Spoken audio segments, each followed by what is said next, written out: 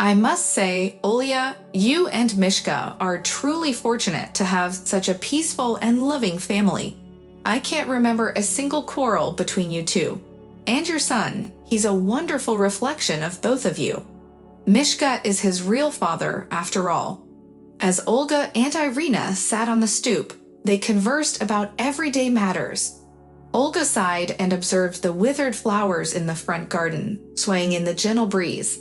"It looks like rain," she remarked, glancing up at the sky. "Something's in the air." Without awaiting a response, Irina stood up and grabbed her bag. "Well, I should be going. Remember to visit me sometime, since I'm always busy with work." "I will, Irisha, I promise," Olga replied. In a hurry, Olga entered the house. Dimka had already returned from work and locked himself in his room. He had recently gone through a tough breakup with a girl who was practically his fiancée. It was only when he discovered that she was seeing someone else that their relationship fell apart. Dimka still walked around gloomily, and as any mother would, Olga felt an unbearable pity for him. Her son, who used to be 2 years old and now 20, was going through a painful time. It was difficult to witness his suffering. "Mitya, you should eat something," Olga suggested. "Not now, Mom. I don't feel like it," Dimka replied. "Well, don't torture yourself. This too shall pass, and one day you'll find a wonderful girl. We'll celebrate your wedding, and most importantly, you'll live happily ever after." Dimka ate mechanically, simply trying to have something in his mouth. "I'm going to Pashka's," he said. "Go on, son. Maybe you'll find some joy there." After their son left, Mikhail returned home from work, and Olga eagerly went to greet him, hoping to embrace him. However, she was met with her husband's cold gaze. Confused, Olga began setting the table while studying her husband's furrowed brow. Silence enveloped the room as they ate, while Dimka's presence only accentuated the tension. Perplexed by her husband's behavior, Olga couldn't help but confront him. "Mish, what's wrong?" Both you and Dimka seemed distant, as if submerged in water. Mikhail, with his dark curly hair slightly graying, stared intently at his wife. Olga mirrored his dark locks, her hair slightly wavy. Throughout their youth, they had been admired as a beautiful and contented couple. However, after 7 years of marriage, Olga had still not conceived, leading to speculation and insinuations about her ability to bear children. But Mikhail remained steadfast, assuring her that they would have a child, and that they simply needed patience and belief. Finally, after 7 years, Olga became pregnant, relieving their relatives' concerns. Yet, after giving birth, she fell into a state of depression, as her friend Irina had observed just an hour ago. Her mood deteriorated, her gaze grew dim, and she would suddenly burst into tears while holding the baby close. On the other hand, Mikhail seemed to soar on wings of joy, tirelessly tending to their son, washing diapers, and even cooking porridge when Olga was pressed for time. Gradually, Olga's sadness dissipated, replaced by an overflow of love for her son and husband. In an attempt to understand her husband's current demeanor, Olga approached him and tenderly touched his curly hair. Uncomfortably, Mikhail pulled away, avoiding her touch. "What's the matter?" Olga implored. "Please tell me." Mikhail sighed heavily, pushing his plate away. "I don't know yet, but I want to get to the truth," he confessed. "I don't even know how to tell you, but let me ask you directly, without any evasion, is Dimka my son?"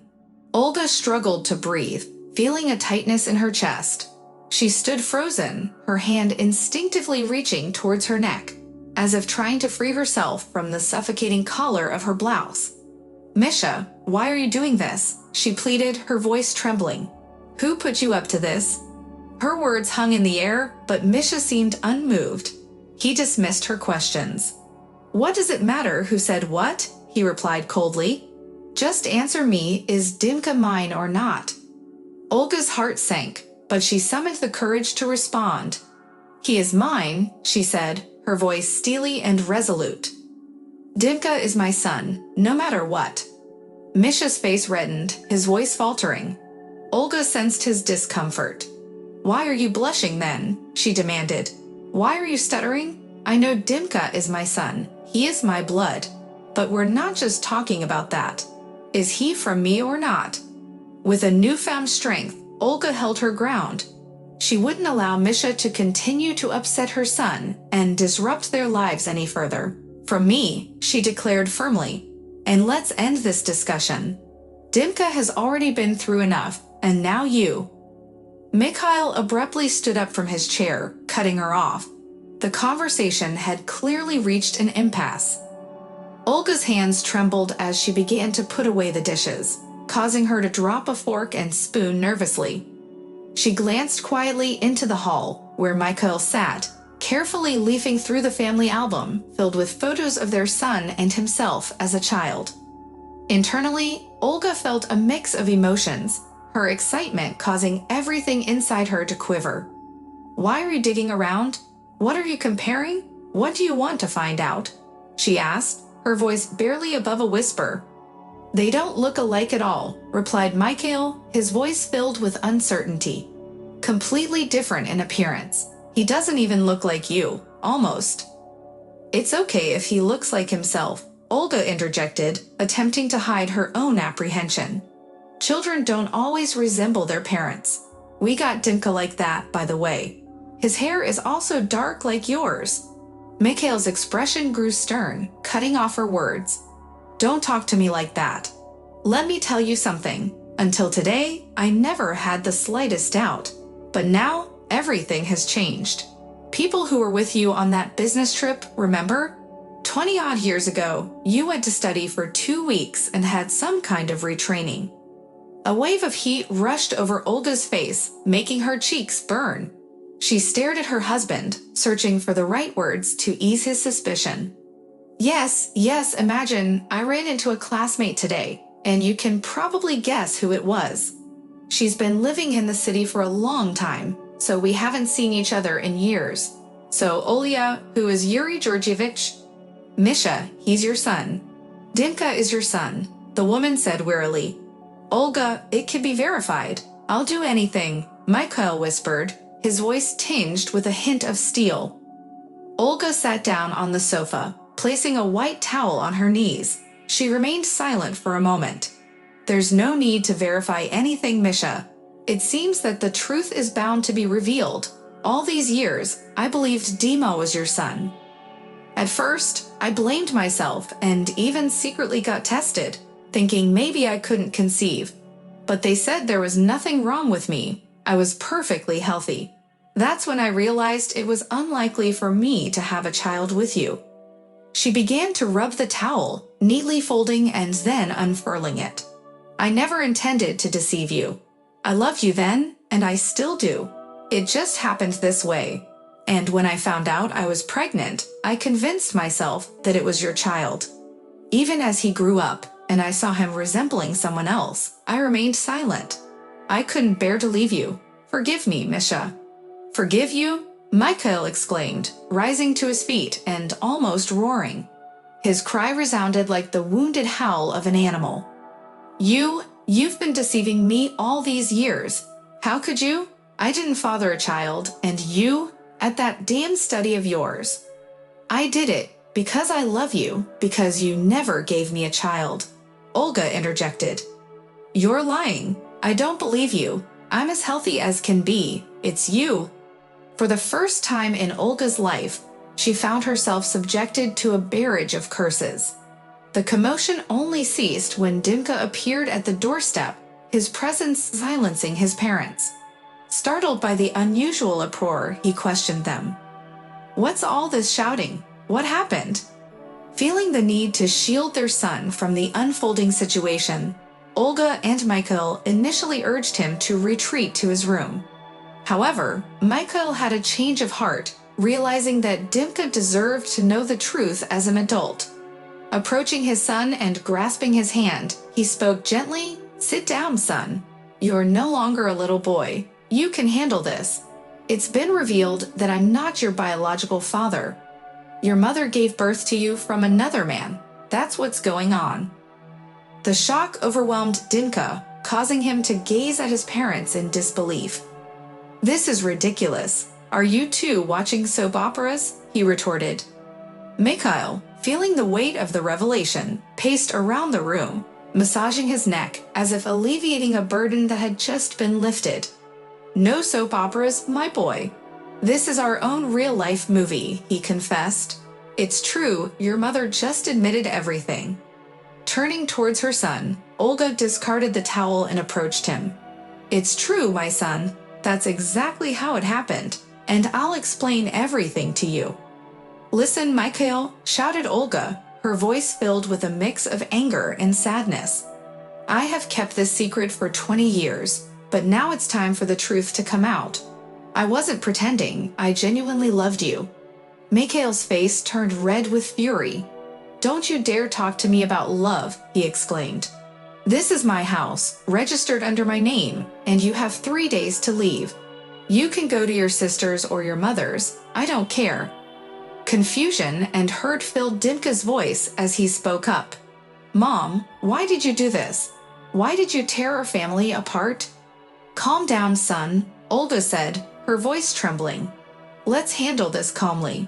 We will leave this place together with Dima and start fresh somewhere else. Mikhail interrupted, his anger still simmering. Why should Dimka go with you? He is my son, and he always will be, no matter what happens. And I will have more children, that's for certain, just not with you. Coming closer to his son, Mikhail's tone softened. Dima, stay here. This is your home, and I am your father. I raised you, and none of this is your fault. Olga's voice filled with determination as she turned to Dimka. Dima, pack your things. We're leaving right now. In the midst of the heated emotions, it was clear that a once happy family was now fractured, and the path ahead would be filled with uncertainty and heartache. Leona also betrayed me. The boy turned to his father. Are all women like that? Dad, I want to stay with you. Dima, what are you saying? Olga shouted, her face turning red. Don't be ridiculous. I'm your mother, your own mother. Are you really going to leave me? I will leave, the son replied calmly. Leona also deceived me by dating someone else, and now she's married, tearing me apart. It's not my father's fault that you cheated on him, so I choose to stay with my dad. That's right, Mikhail agreed and grabbed a pillow, heading towards another bed. Don't worry, I won't bother your eyes. I'll leave today, and you know, Misha, I think it's a good thing that you found out. I couldn't decide myself, but now it's easier. I feel sorry for Dimka though. He hasn't realized it yet. He's suffering because of Alyona. It's a trauma for the boy, which is why he rejects his own mother. And you're taking advantage of it. Olga spoke quietly, careful not to wake her son, as she packed her things. You can take whatever you want from your belongings, Mikhail said, splashing water on his face from the wash basin. I won't stop you. Well, why not? We'll do it legally. We'll file for divorce and let the court handle the division of property, Olga responded. Mikhail straightened up, holding a towel in his hands. Olga, do you want a loud and messy divorce for everyone to hear? Do we really need the court to be involved? I'm telling you, take what you want. And here's something else. I'm not going to reveal to the village that Dimka isn't my biological son. As he has always been my son, he will continue to be, and your betrayal is our own business. Olga closed the suitcase and turned to Mikhail, completely in support of her husband's proposal. Above all, she wanted to ensure that their divorce would have minimal impact on Dimka. All right, let it be so. I don't want people gossiping about Dimka, she said, pointing towards the pots and frying pan on the stove. I've prepared rasolnik for you, cutlets in the pan, and pasta in a small saucepan. There are dumplings and minced meat in the freezer. That should be enough for now. I have to go to work now, then in the evening, I'll visit Aunt Masha, and over the weekend, I'll go to my mother in the district center. Mikhail stood by the wash basin, still holding a towel, his mind lost in thought until the sound of the door slamming snapped him back to reality. He sat down on the sofa, wrapping his arms around his head, and let out a muffled howl as if an old wound had been reopened. Dad, what's going on? Where's Mom? Dimka asked, concerned. It's nothing, son. Your mother went to work, Mikhail replied, attempting to keep a composed tone. Dad, I won't leave you. Don't think that I'm too young. I've also experienced betrayal, Dimka expressed, trying to console his father.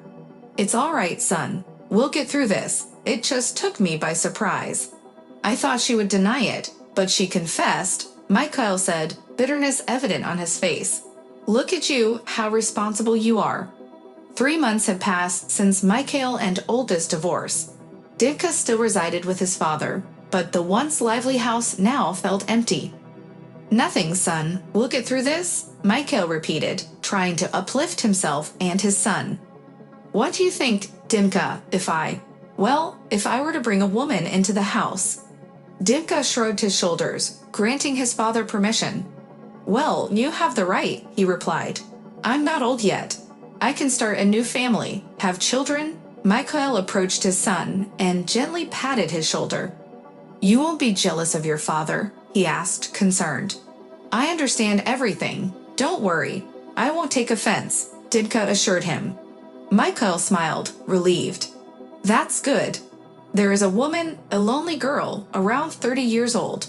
Her name is Oksana. We've been seeing each other, but I want it to be serious, without any deception. I want everything to be real. Dimka nodded in understanding. I understand, father, I understand. Thank you, Dimka. You're a true man, without any nonsense. Thank you for your support. Let's have a woman in the house. She'll cook for us because we've let the place become a mess, Mikhail proposed. Changing the topic, he asked Dimka, by the way, have you been calling your mother? Dimka replied, she calls me all the time, asking how I'm doing. She even asked me to visit. Mikhail encouraged him, saying, you should go. It'll be fine. Dimka agreed, okay, I'll go. Well, take care of yourself.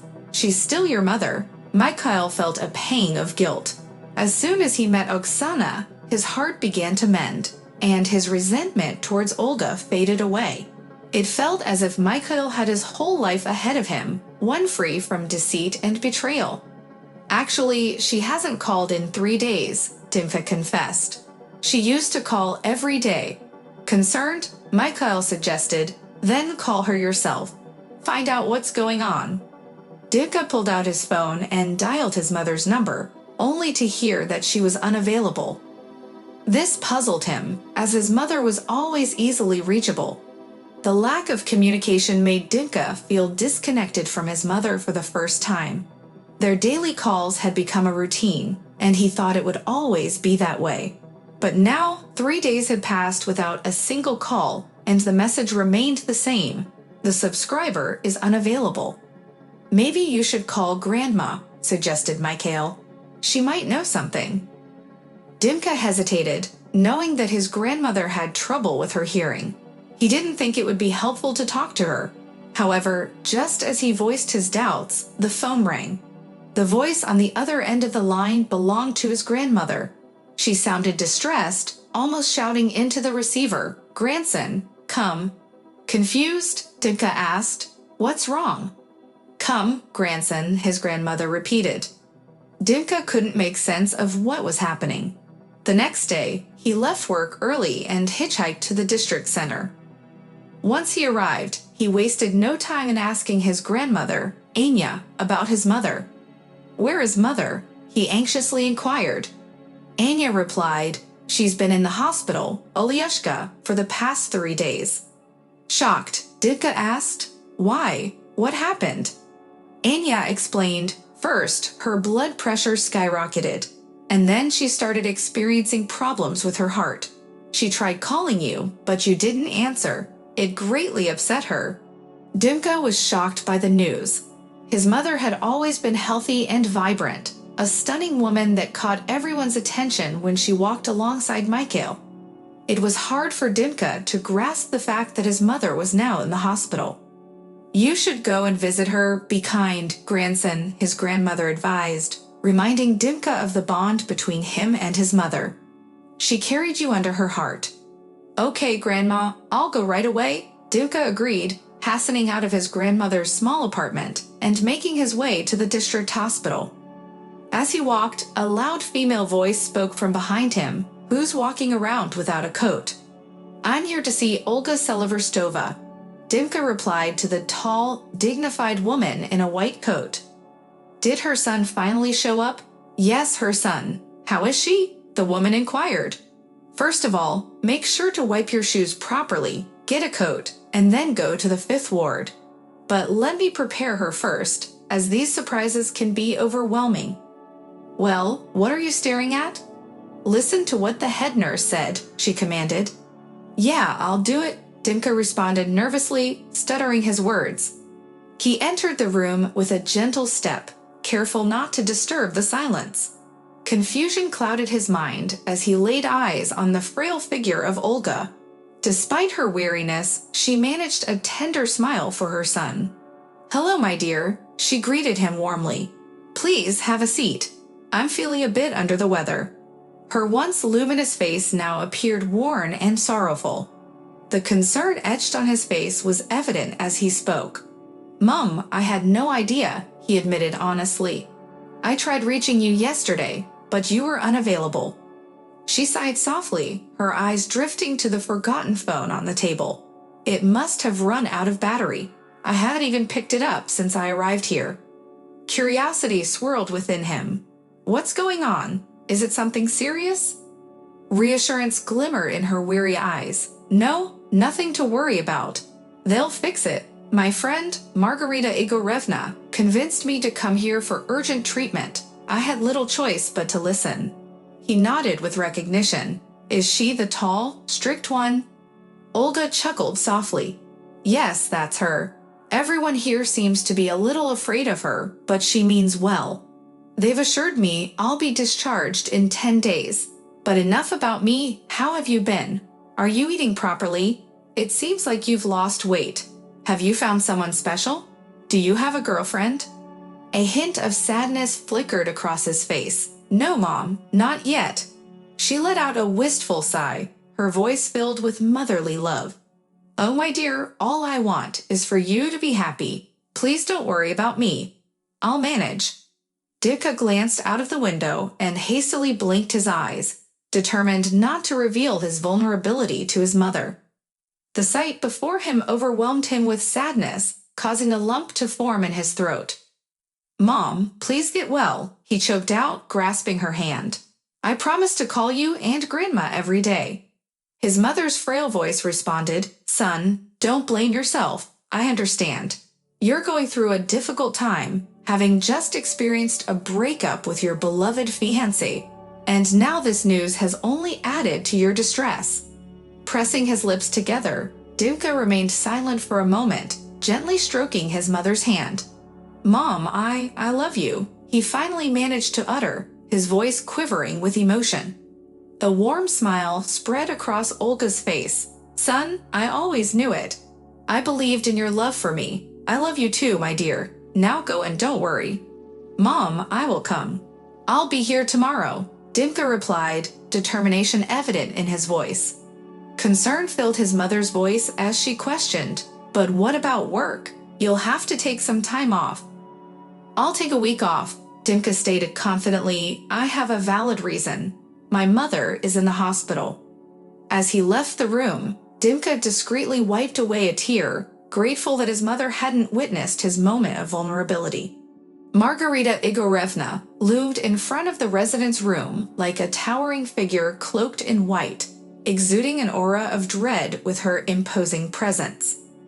The entire medical staff held her in awe, and even the chief physician cowered in her presence. When she had first joined the team 15 years ago, Chief Physician Alexander Nikolaevich had remarked after their initial encounter, "What a grand woman." Word of this comment had spread among the nurses, and ever since, she had often been affectionately referred to as Magnificent Margarita. "Listen here, my dear," she intoned, her massive hand resting on Dimka's shoulder. "When you visit your mother, you should always bring something with you. Do you understand?"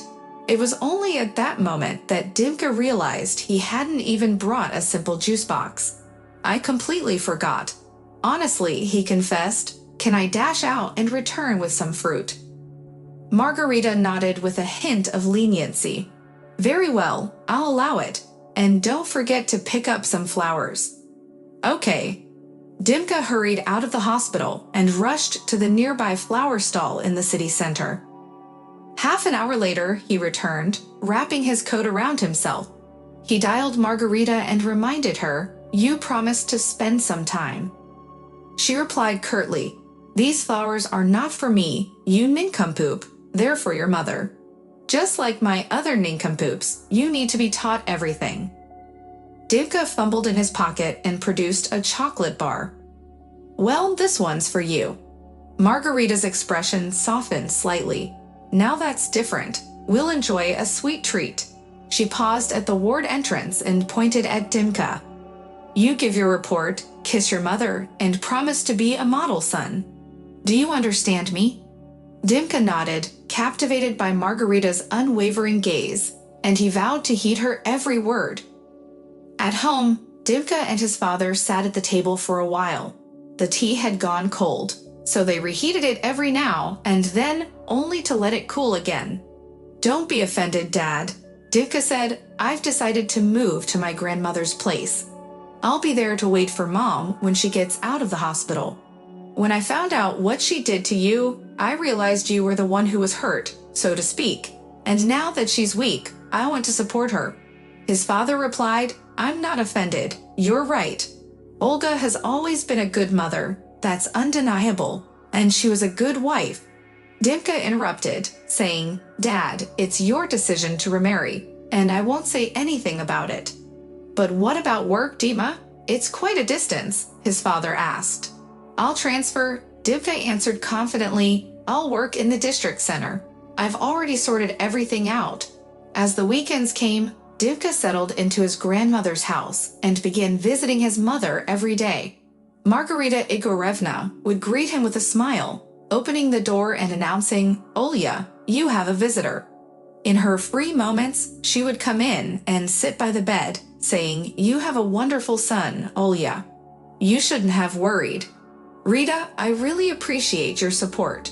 Remember 15 years ago when I was going through a difficult time with Vidya? You were there for me. Now it's my turn to be there for you. I remember those tough times, but Olyushka, you and Misha can still find a way to reconcile.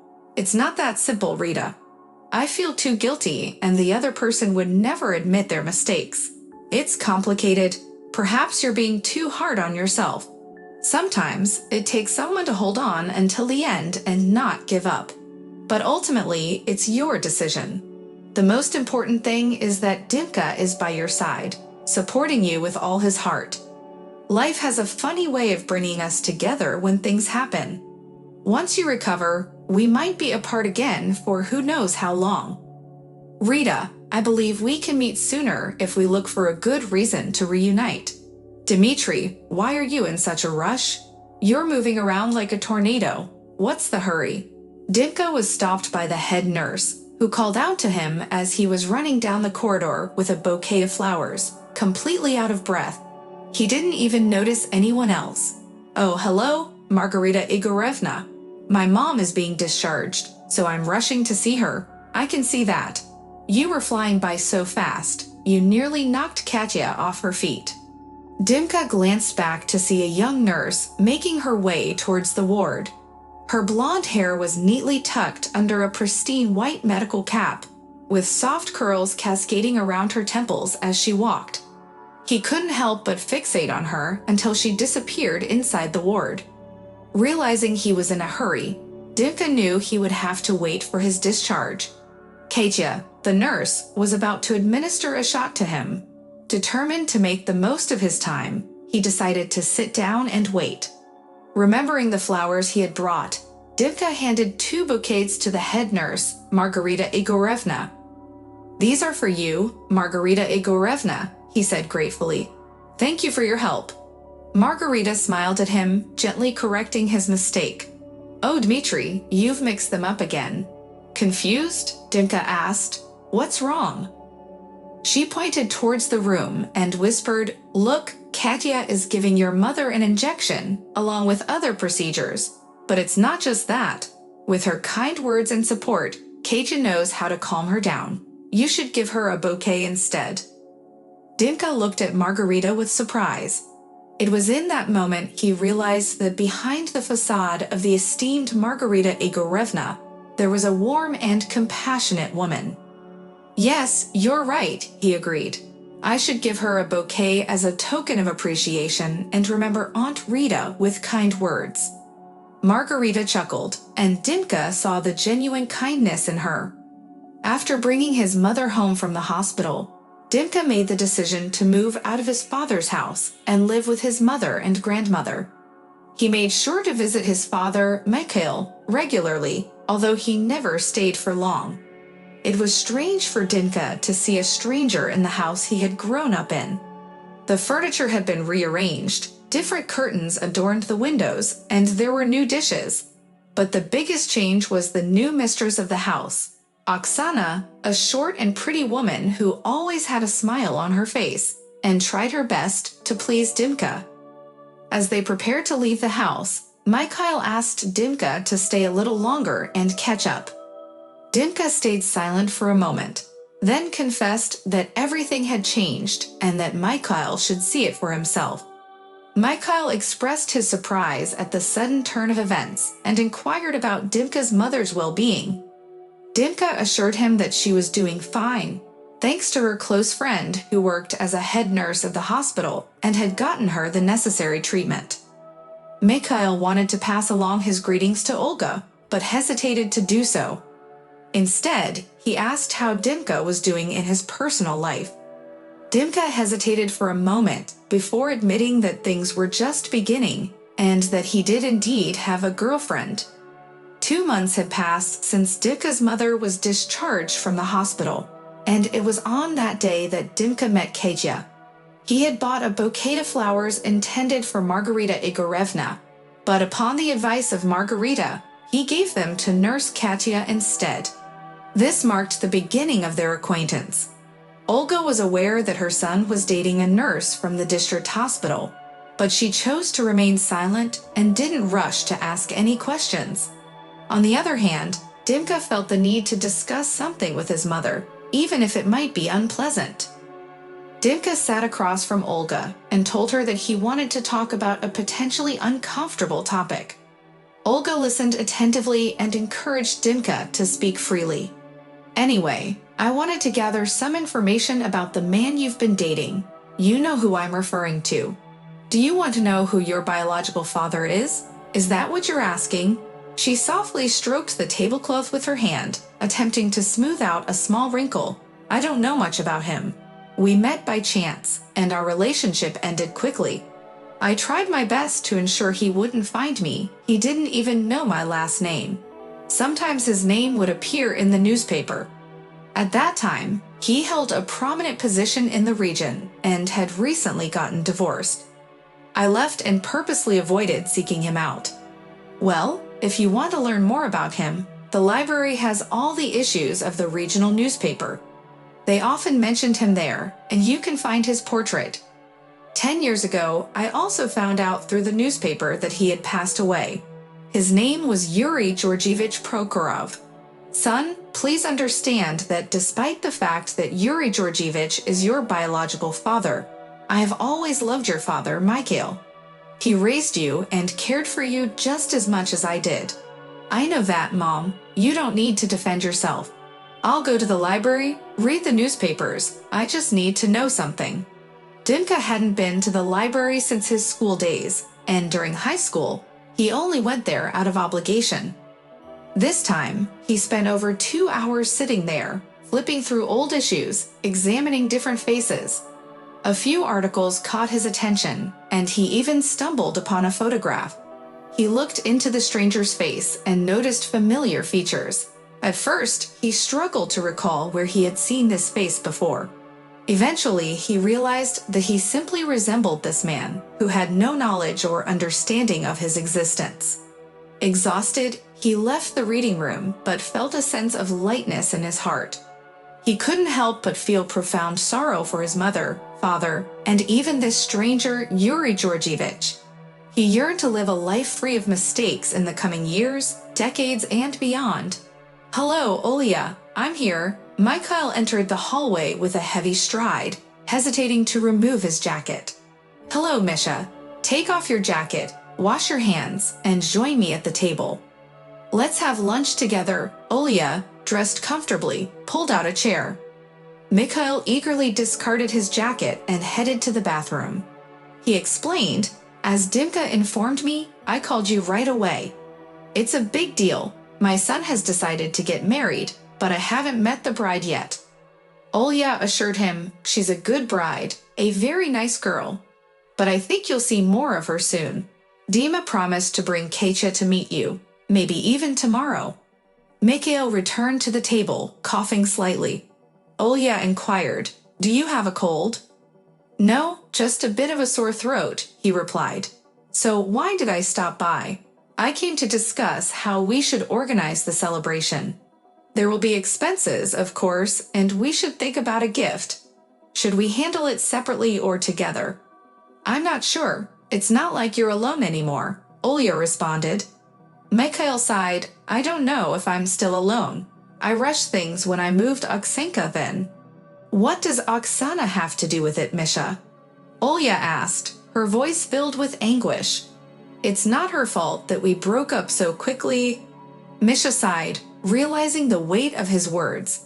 "Olya, I rushed things, talking about children and all. But now, my chances of having children are slim. I'd already have one son, Dimka. Perhaps we could give them a gift, a chance to reunite. Well, to at least spend time together."